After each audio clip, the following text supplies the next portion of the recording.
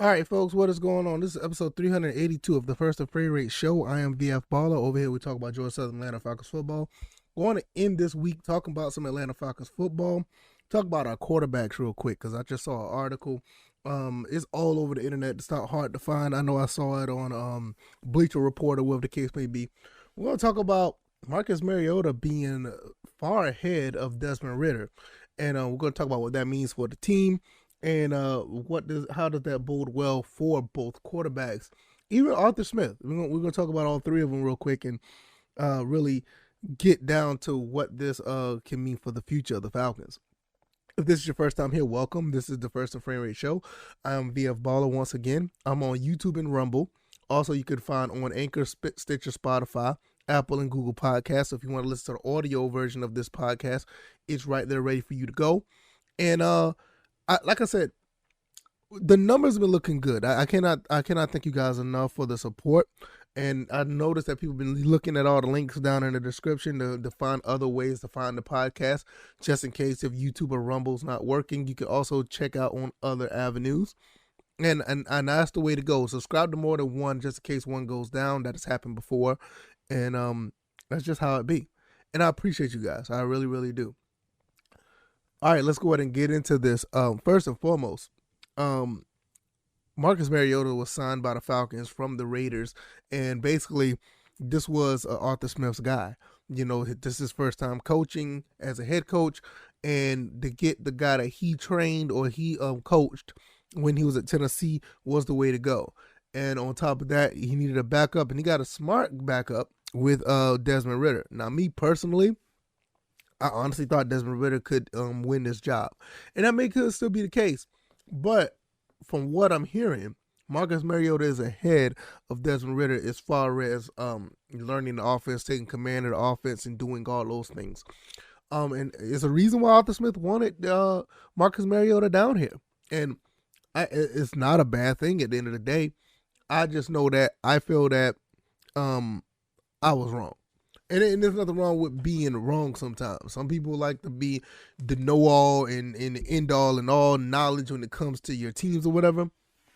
It's a good thing to be wrong because there's times where you can communicate with the people that listens to your to your product and have good dialogue. You know, everybody don't know everything. And I was wrong. I thought that, Desmond Ridder could be the guy, but at this point, I feel like Mariota is going to be the one. I mean, he's far ahead based on what Arthur Smith said. He's actually impressed with Desmond Ridder and him learning, and that's what his job is as a rookie at the most part. I mean, we're so used to being accustomed to watching rookies come in right away and take over.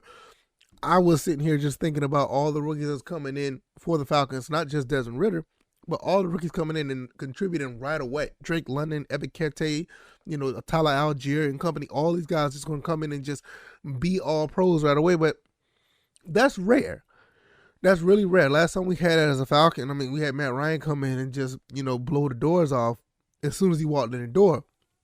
Led us to 11-5 season, but that like I said, that's a rare situation. I mean, can it happen again? Yes, but there's a reason why we have a veteran here at a quarterback. Now, does this mean that everything's going to be, great and Mariota's going to shock the world and revitalize his career? That doesn't mean that. Can it happen? Oh, absolutely. They kind of pinned us as the worst team one of the worst teams in the NFL this year. So there's very low expectations. There's not too many people think that we're going to do them very well. I think that we're going to at least match how many wins we had last year. If not, get a couple more wins as well. I'm thinking between 7 and 9 wins, maybe 10. But with that being said, it's really going to bode based on what Marcus Mariota does. Even Desmond Ridder, whoever's going to be under center, and with Marcus Mariota knowing the offense. Taking command, actually out here knowing what Arthur Smith is about and how to execute his game plan, it probably is a good thing that Marcus Mariota is not only on the team but is also far ahead of Desmond Ridder. Does this mean this is a bad sign for Desmond Ridder? No, I don't think it does. I just think that he's in a really good spot where a lot of people who's been watching this show has been telling me that Desmond Ritter's in a good spot. He's in a good spot to the point where he can learn the system and be ready to go within a year or two. And if he's not catching on as fast, we still put ourselves in a situation of drafting another quarterback. And I know that's one thing a lot of people are saying, like, like saying that we should draft Bryce Young or draft another quarterback. I'm not a fan of that. If we do get another quarterback, I would like for it to be a little bit later once again, because I feel like that Desmond Ritter's first round talent. He just happened to fall to the third round. I think Ritter, Willis. I also think that Pickett from Pittsburgh. I think all three of those guys could have been at least a first or second round talent. And all the three teams that he went to, or where they went to, kind of got a pretty good deal. Pickett, I can't say he went too high. I can't say he went too high because Pittsburgh really, really needed a quarterback. So I think he's been put in a situation because the team around him is actually pretty decent. Now, if you want to talk about a rookie that starts day one, I would not be surprised I wouldn't be surprised if Pickett starts day one. Mike Tomlin liked the role like that anyway, so I would not be surprised. As far as Willis, I think he'll end up starting. I don't know about day one, but he'll probably end up starting. We'll see how that plays out, because that team itself is kind of, it's a good team, but I don't know if it's going to bode very well for that whole process. I mean, maybe they do better, but I don't see them going any further where Tannehill took them, if Tannehill took them anywhere. Now, for the Falcons, I think the Falcons have put themselves in a pretty good situation with the two quarterback situation. Because the Falcons basically have two quarterbacks here that can be ready to go, and they fit the scheme. Pittsburgh don't have that. They don't have two quarterbacks that fit the scheme. And even though that the Titans may have two quarterbacks that fit the scheme, Tannehill is not the guy. We've seen what Tannehill has done and seen what he didn't do, and his days, for the most part, are numbered. Sadly, they have a $100 million contract tagged to him, so he may not be going nowhere no time soon. I don't think anybody want to trade for that. But for us, we have two quarterbacks, not much money on the books for either one. Very good deal for Mariota, 2-year deal, and I think he's paid on the cheap by NFL standards. And also we have Desmond Ridder on a rookie contract. So looking at all the quarterbacks that's been taken throughout this draft,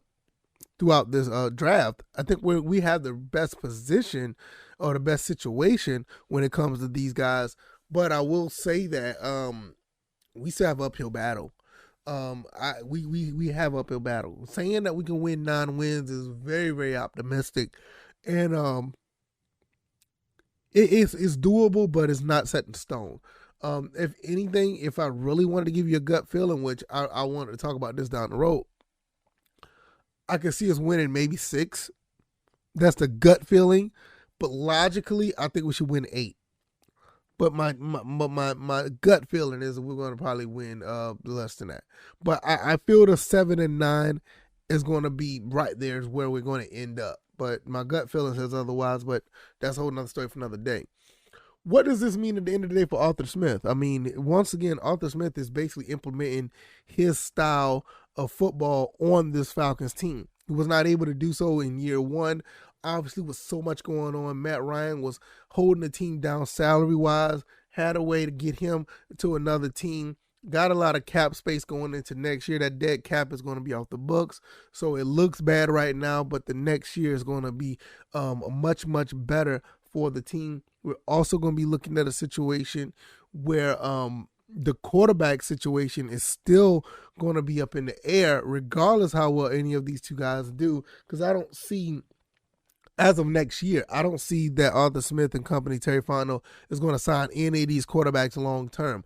Maybe after 2023, let's see, going into 2024, looking at what's going on with the quarterback situation. If one of these guys are shining very well, I could see Ritter probably getting a rookie extension and probably getting that big contract. Or we could see Marcus Mariota getting a big contract for his services and be around for another 3-4 years.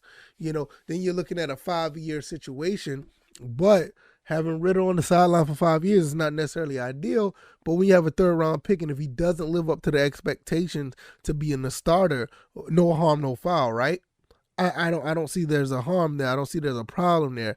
So when you're looking at the situation at the end of the day, this is a good problem. And Marcus Mariota being ahead of Desmond Ritter is what it is. If you really look at the situation in the total package, you got a guy here who's been around for 6-7 years, knowing the system, against a guy who just came out of college and learning how the NFL runs, let alone learning what's going on with the Falcons in the new playbook. He's just learning how to be a professional. So if he does manage to get some playing time throughout the preseason, and he shows off what he can do, and he's actually looking pretty good, we're gonna have a good quarterback controversy. But if not, we still have a quarterback that we can fall back on. Even vice versa. Even if Desmond Ritter his stock goes up and he's start going to be able to playing, he's going to start playing well, and he's playing better than Mariota. We still got a good backup just in case if Ritter start falling off a little bit. So this is a good problem. I see what they're saying. Marcus Mariota is far ahead of Desmond Ritter. This bodes well for Arthur Smith. I think Arthur Smith has once again put himself in a position to actually be successful with what they got going on with this team.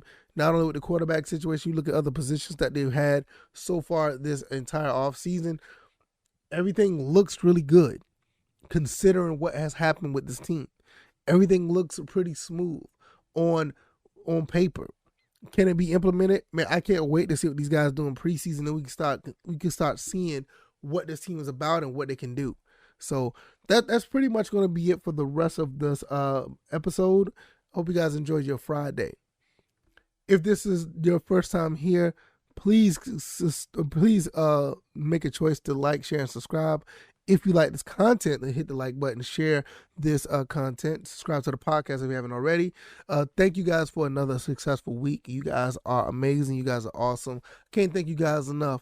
If you find it in your heart to donate or check out any other links down in the description where you can, it's all down there. I really appreciate it. Hey, even if you like and subscribe to the podcast, that makes it a really big deal.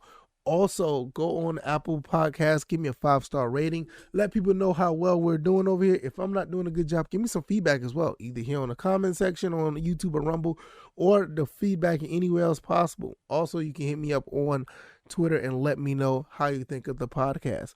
I really, really appreciate you guys. I cannot thank you guys enough. If any news come about throughout the week, I will be sharing it on this channel. If not, I will see you guys on Monday.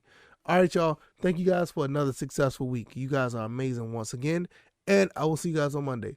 Thank you guys. You guys take it easy. You guys be blessed. Peace.